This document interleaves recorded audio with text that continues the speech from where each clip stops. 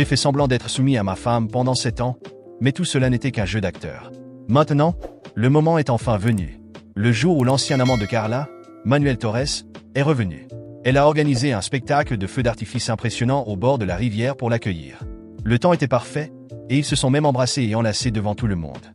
Je suis resté là, silencieux, à simplement observer. Carla avait également organisé une fête en son honneur. En chemin vers la fête, elle m'a regardé et, nerveuse, a expliqué. Ça fait si longtemps que je n'ai pas vu Manuel. J'étais très ému et je l'ai embrassé. Fâché? Non. J'ai immédiatement forcé un sourire et répondu humblement. Bien sûr que non. Tant que tu es heureuse, j'accepte tout. Elle m'a lancé un regard légèrement irrité et a détourné les yeux. Je ne savais pas pourquoi elle s'inquiétait. Après tout, je n'étais qu'un paillasson sans valeur, et il était évident que je n'aurais jamais osé me mettre en colère. Manuel m'a regardé à travers le rétroviseur, moqueur. Carla, ce type est un bon à rien. On l'humilie comme ça et il ne dit même pas un mot. Il n'est pas à la hauteur pour toi. Tu devrais divorcer et te marier avec moi. J'ai serré le volant avec force, jetant un coup d'œil furtif à Carla. Ses yeux brillaient, et je pourrais jurer qu'elle était un peu émue, mais elle est restée silencieuse pendant un long moment, sans répondre.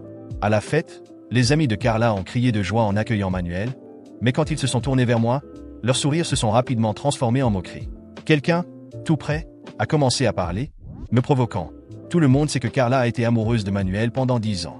Si ce n'était pas pour son départ soudain à l'étranger, elle n'aurait jamais été si fragile et brisée au point de tomber amoureuse d'un perdant qui a profité de la situation. Maintenant que son véritable amour est de retour, il est temps pour certains de faire un pas en arrière.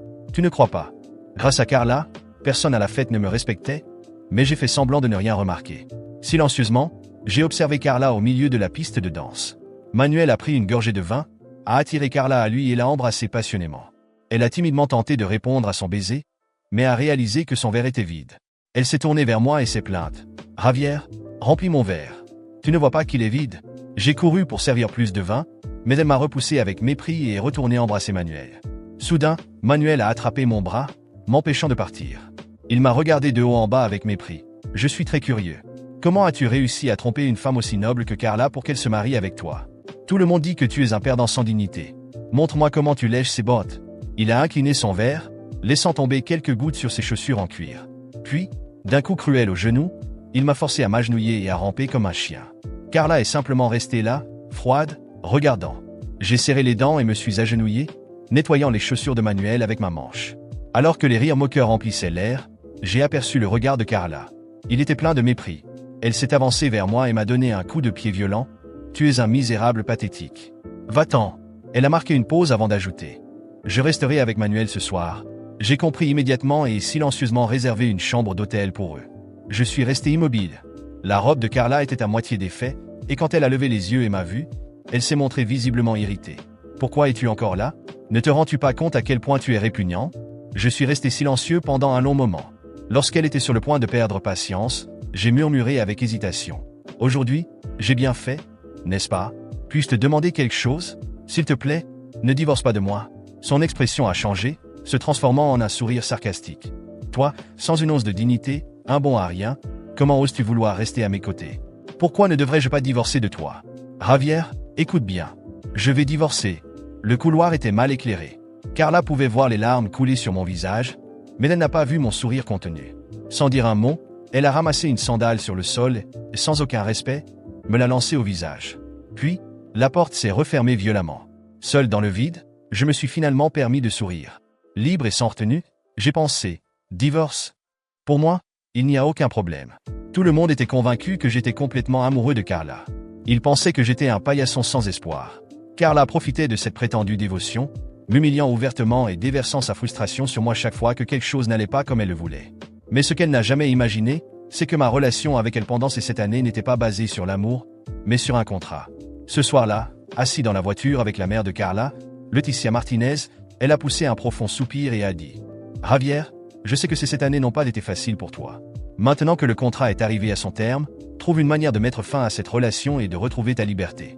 Assure-toi simplement que Carla ne découvre jamais la vérité. » À l'époque, Carla était dévastée après avoir été abandonnée par Manuel. Elle était tombée dans un état critique, allant même jusqu'à envisager de mettre fin à ses jours.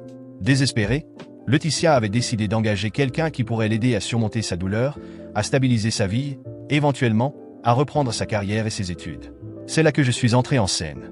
Fraîchement diplômé d'une université prestigieuse, mais submergé par les dettes et sans direction. L'offre était tentante. Un contrat de 7 ans avec un salaire annuel de 5 millions de dollars. J'ai accepté sans hésiter. Ma tâche était de jouer le rôle d'un mari dévoué, et maintenant que le délai était écoulé, je pouvais enfin arrêter de jouer. Après tant de temps à être l'homme soumis que tout le monde voyait, j'étais sur le point de retrouver ma vie. En rentrant chez moi ce soir-là, j'ai trouvé un colis devant la porte. Il venait d'Eloriade, une région éloignée. À l'intérieur, il y avait des sculptures en bois finement travaillées, soigneusement emballées dans de la mousse protectrice. Je n'ai pas pu m'empêcher de sourire en voyant cela. C'était un sourire sincère, une rareté après des années de comédie. Cette nuit-là, j'ai dormi profondément, quelque chose que je n'avais pas fait depuis longtemps. Le lendemain matin, j'ai reçu un message de Carla, ce qui n'était pas arrivé depuis des années. Le message était froid et direct. Prends ta pièce d'identité. Rendez-vous au bureau de l'état civil. J'ai poussé un soupir de soulagement et n'ai pas pu m'empêcher de rire. Pendant tout le trajet jusqu'au bureau, je riais intérieurement. Mais quand je l'ai vue, j'ai rapidement changé mon expression en un visage inondé de larmes et j'ai commencé à la supplier de ne pas divorcer. Comme toujours, Carla a levé les yeux au ciel et exigé que je m'excuse publiquement. Sans réfléchir, je l'ai fait immédiatement. Mais, à ma surprise, cela n'a fait que la mettre encore plus en colère. D'un gifle retentissante, elle m'a regardé fixement et a murmuré entre ses dents. « Es-tu vraiment aussi pathétique, Javier? Tu n'as aucune dignité ?» Plus je me soumettais à ses caprices, plus elle semblait me mépriser. Cependant, lorsque je l'ignorais, c'était elle qui revenait en suppliant. Il était difficile de déterminer qui, entre nous deux, était le plus pathétique dans cette relation. Pour m'assurer que le divorce se déroule sans complications, j'ai décidé de m'humilier plus que je ne l'avais jamais fait. Carla, avec un regard glacial, m'a dit « Si tu veux que nous restions mariés, jure-le. Je veux que tu jures que tu ne te mettras jamais entre Manuel et moi, que tu nous laisseras faire ce que nous voulons. Tu n'es rien d'autre que mon animal de compagnie. » Sans hésiter, j'ai juré immédiatement, les yeux remplis d'une fausse sincérité, tremblant même en le faisant. À mesure que plus de gens se rassemblaient pour assister à ce spectacle, le visage de Carla se fermait de plus en plus. Il était évident que mon niveau de soumission la dégoûtait profondément. Intérieurement, je ne pouvais m'empêcher de sourire en pensant que le divorce était plus proche que jamais. Finalement, elle a lâché avec dédain. « Très bien, nous ne divorcerons pas. Partons. » Ce qu'elle pensait être un geste de bonté résonnait à mes oreilles comme un tonnerre dévastateur. Je suis resté là, la regardant, hébété, essayant de comprendre comment tout cela avait pu aller si loin. Je suis rentré chez moi ce soir-là, incapable de cesser de penser à ce qui venait de se passer. Carla avait refusé de signer les papiers du divorce, même après tout ce que j'avais fait pour mettre en scène l'humiliation la plus absolue. Ma soumission, censée la dégoûter au point de me libérer, avait, d'une certaine manière, eu l'effet inverse. Je suis monté les escaliers lentement, avec le poids de la situation sur mes épaules, mais à l'intérieur, un feu brûlait. Quelque chose en moi me disait qu'il était temps d'en finir, une bonne fois pour toutes. Ce soir-là, je me suis assis dans le bureau que j'utilisais rarement. J'ai sorti du fond d'un tiroir une enveloppe que Laetitia m'avait donnée au début de tout cela. À l'intérieur, se trouvaient les documents originaux du contrat qui me liait à Carla pendant cette longue année. Le papier portait encore le parfum que Laetitia utilisait à l'époque, une odeur qui me rappelait comment tout avait commencé. 7 ans, murmurai-je pour moi-même. 7 ans à être le clown personnel d'une femme qui n'a jamais su la vérité, qui me traitait comme rien de plus qu'un meuble jetable. Le contrat stipulait clairement qu'à la fin de la période convenue, je serais libre de reprendre ma vie, et Laetitia devait garantir que Carla ne s'interférerait pas. Mais ce que personne ne savait, pas même Laetitia, c'est que j'avais accumulé suffisamment de preuves pour inverser la situation si quelque chose tournait mal. Des messages, des enregistrements de conversations, et même des relevés financiers qui pourraient détruire Carla et sa mère en un clin d'œil. Oui, j'étais l'homme soumis, mais j'étais aussi un homme patient. Et la patience était une qualité que Carla n'avait jamais possédée. Le lendemain matin, Carla semblait plus froide que jamais. Lorsque je suis entré dans la cuisine, elle était assise à la table avec une tasse de café, les yeux rivés sur son téléphone. Elle n'a même pas daigné me regarder lorsque j'ai murmuré un « bonjour ». J'ai décidé de briser le silence. « Carla, il faut qu'on parle ». Elle a enfin levé les yeux, mais son expression était empreinte d'ennui. « Quoi encore? Tu vas encore pleurer? Je t'ai déjà dit qu'on ne divorcerait pas, alors épargne-moi ton discours pathétique. » J'ai pris une profonde inspiration, essayant de garder mon calme. En apparence, j'étais toujours le même Javier qu'elle avait l'habitude de manipuler, mais à l'intérieur, quelque chose avait changé. Ce n'est pas à propos du divorce. C'est à propos de nous, de ce qu'on fait de nos vies. Elle a levé les yeux au ciel et a éclaté de rire avec mépris. Nos vies? Javier, tu n'as pas de vie. Tu es un parasite, tu vis à mes dépens.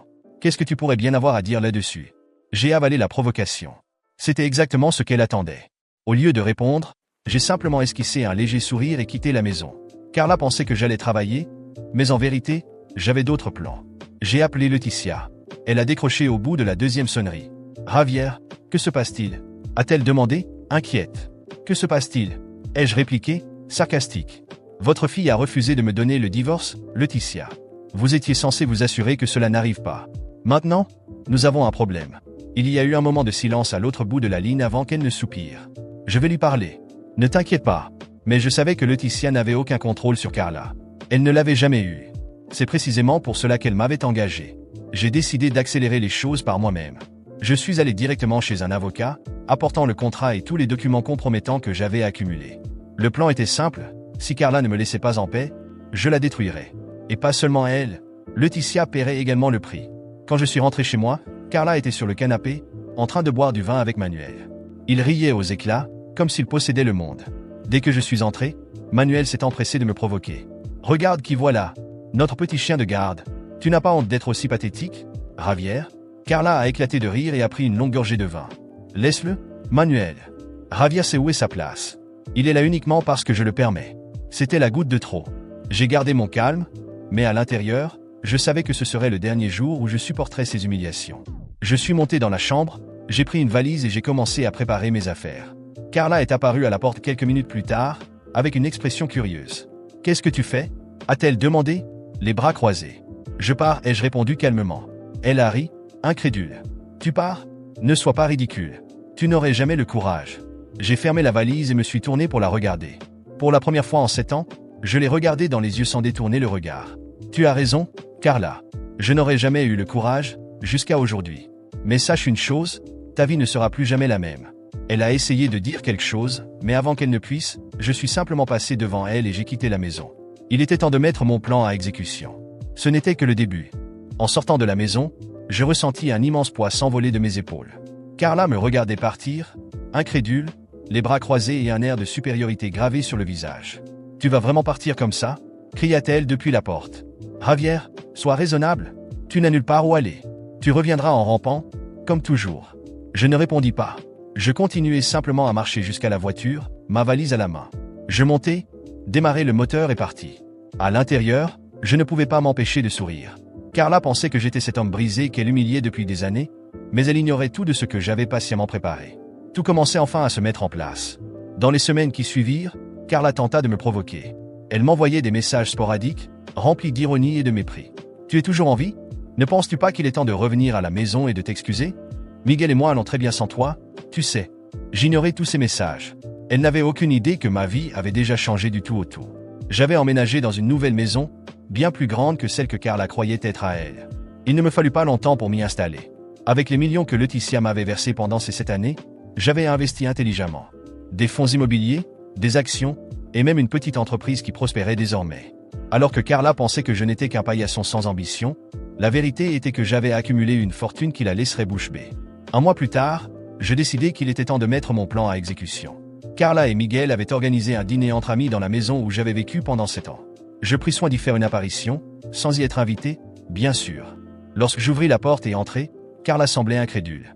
Elle riait de quelque chose que Miguel venait de dire, mais son sourire disparut aussitôt qu'elle me vit. « Que fais-tu ici ?» demanda-t-elle, visiblement mal à l'aise. « J'ai décidé de passer pour discuter avec vous. » Ma voix était calme, mais son ton attira immédiatement l'attention de tous les invités. Miguel me regarda avec mépris, comme toujours. « Écoute, imbécile, personne ne veut de toi ici.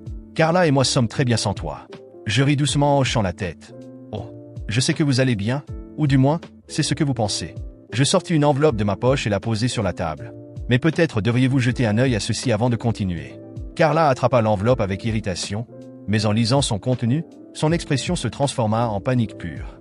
Miguel se pencha pour lire par-dessus son épaule, et bientôt son air de supériorité disparut également. « Qu'est-ce que c'est ?» demanda-t-il, confus. « C'est simple, expliquai-je, les bras croisés. La maison dans laquelle vous êtes assis, elle ne lui appartient pas. Elle ne lui a jamais appartenu. Elle appartient à ma société. Et, oh, Carla, tu te souviens des 7 années pendant lesquelles tu m'as traité comme un moins que rien? Eh bien, ta mère a été très généreuse en me payant des millions pour prendre soin de toi. J'ai investi chaque centime, figure-toi, je suis maintenant millionnaire. Toi, en revanche, tu n'as absolument rien. » Un silence assourdissant envahit la pièce. Carla se leva, son visage mélangeant colère et incrédulité. « Ce n'est pas possible. Ma mère ne ferait jamais ça, hurla-t-elle. Je ris à nouveau. Ta mère a fait ce qu'il fallait pour empêcher que tu ne détruises ta propre vie. Et maintenant, elle ne peut rien y faire, parce que si elle essaie, j'ai suffisamment de preuves pour ruiner ta vie et la sienne. Miguel se leva, visiblement mal à l'aise. Attends une seconde. Tu veux dire que tout ça, il désigna la maison. Ça ne lui appartient pas? Rien de tout ça? Et je n'aurai droit à rien? Carla tenta de le raisonner.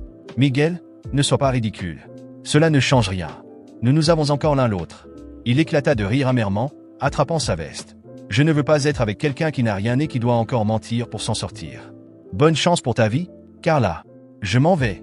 Elle essaya de le retenir, mais Miguel partit sans se retourner. Le bruit de la porte claquant résonna dans la pièce, laissant Carla debout, seule et perdue. Tu ne peux pas me faire ça, cria-t-elle à mon intention, mais sa voix était désormais désespérée. Je l'ai déjà fait. Je souris. Et, au fait, j'achète cette maison à ta mère. Alors, si tu veux continuer à y vivre, tu devras accepter une nouvelle règle. Chaque matin, tu devras m'embrasser les pieds. Carla devint livide, incapable de répondre. Je quittai la maison sans me retourner, la laissant digérer ce qui venait de se passer. Dans les jours suivants, Carla chercha à obtenir de l'aide auprès de Laetitia. Elle alla chez sa mère, criant et exigeant des explications. Laetitia, cependant, en avait assez de sa fille et de ses drames. J'ai fait ce que je pouvais pour toi, Carla. Si tu as tout perdu, c'est de ta faute. Ne compte pas sur moi pour réparer tes erreurs. Sans mère, sans Miguel et sans argent, Carla comprit finalement ce que signifiait être humiliée. Aujourd'hui, elle vit en tant qu'hôte dans la maison que j'ai achetée, suivant toutes les conditions que j'ai imposées. Chaque matin, elle s'agenouille, embrasse mes pieds et nettoie chaque centimètre de la maison. Ce qui était autrefois le symbole de son arrogance est maintenant le théâtre de sa chute. Chaque jour, Carla découvre ce que c'est que d'être méprisée, tandis que je savoure chaque seconde de ma liberté. La justice, après tout, a été rendue.